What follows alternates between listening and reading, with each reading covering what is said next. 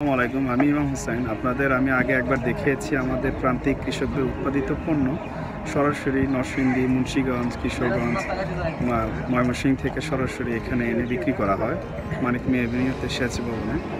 তো আমি আজ দেখাবো আমার দ্বিতীয় পর্ব। তো আপনাদেরকে দেখাবো কৃষকদের উৎপাদিত পণ্যগুলো ওনারা কীভাবে এনে এখানে বিক্রি করেন।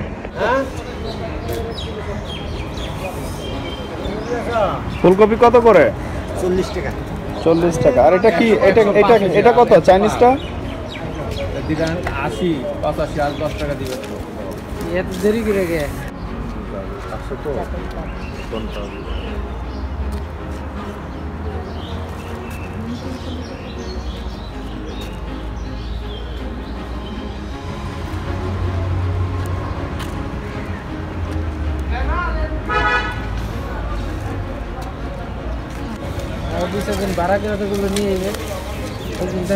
লাল শাক কত করে?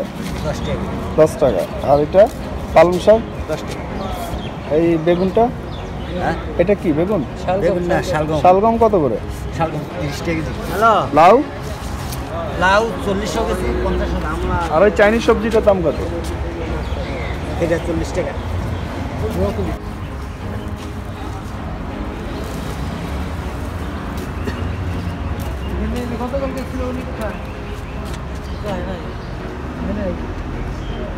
একটা কাজ দিয়ে গেলাম উনি।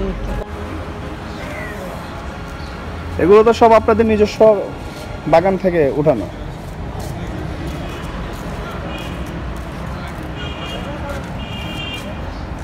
আপনিও মানিকগঞ্জ? জি, আমার সিঙ্গা। টমেটো, পেঁপে, মূলা ওগুলো আপনার নিজস্ব উৎপাদনে? কাঁচকলা আছে ভালো সুন্দর, ওই যে রেখে দিয়েছে একখানা রাখছে। হ্যাঁ, একখানা রাখছেন তো, এটা ছড়ার মধ্যে। পেঁপে কি আপনার নিজস্ব বাগানের? জি জি জি, আমার নিজেরই, সবগুলোই আমার নিজের। বুঝলেন না, আপনি এখান থেকে আপনি কাল গেছে মাগরিবের টাইমে, তাহলে এই জিনিস আমি কোথায় পাবো? ভাইটা কি শাক ভাই? বাইতা শাক না? এটা তো হারিয়ে গেছে।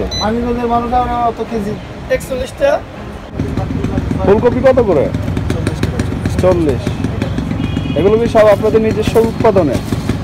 হ্যাঁ, নিজস্ব উৎপাদন। এটা কোথা থেকে নিয়ে আসছেন? এই একটা রাখপা কত? মুন্সিগঞ্জ থেকে। এটা কি মুন্সিগঞ্জ? হ্যাঁ, এটা মুন্সিগঞ্জ। এগুলো কি আপনার লাউ আপনার বাগানের? নিজস্ব বাগানের না?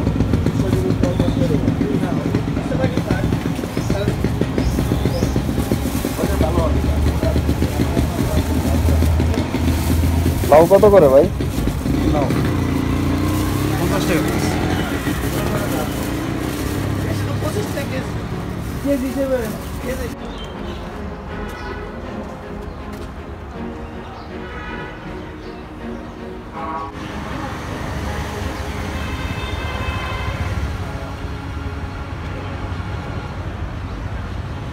এখানে সম্পূর্ণ প্রাকৃতিক উপায়ে সবজি উৎপাদন করা হয়। এটা হচ্ছে মানিক মিয়া এভিনিউ সেচ ভবনে একটু খালি জায়গা আছে, ওই খালি জায়গাটার মধ্যে এই চাষটা হয়। যদিও এখানে একটা সাইনবোর্ড দেখতে পেয়েছিলাম আগে, কিন্তু এখন দেখতে পাচ্ছি না। আমি দেখাই, ভিতরে কিছুটা সবজির আবাদ আছে। বিশেষ করে এখানে করা হয়েছে লাউ। এই যে বক্সগুলো দেখতে পাচ্ছেন, এটা হচ্ছে কীটনাশকের যে পোকামাকড়গুলো থাকে এটাকে প্রতিরোধ করার জন্য। এটা একটা বৈজ্ঞানিক আবিষ্কার। এখন আগে যেই রাসায়নিকগুলো ব্যবহার করা হতো আমাদের দেশের সবজির মধ্যে, এটা আসলে মানবদেহের জন্য খুবই ক্ষতিকর। ওটা থেকে এখন আমরা নতুন আবিষ্কার করেছি আমাদের দেশীয় পদ্ধতিতে, যদিও এটা পোকামাকড় মুক্ত। এই যে বক্সগুলো, ডিব্বাগুলোর মধ্যেই হচ্ছে অনেক ধরনের পোকামাকড় আটকে আছে। যদিও কুয়াশার কারণে কিছুটা দেখা যাচ্ছে না।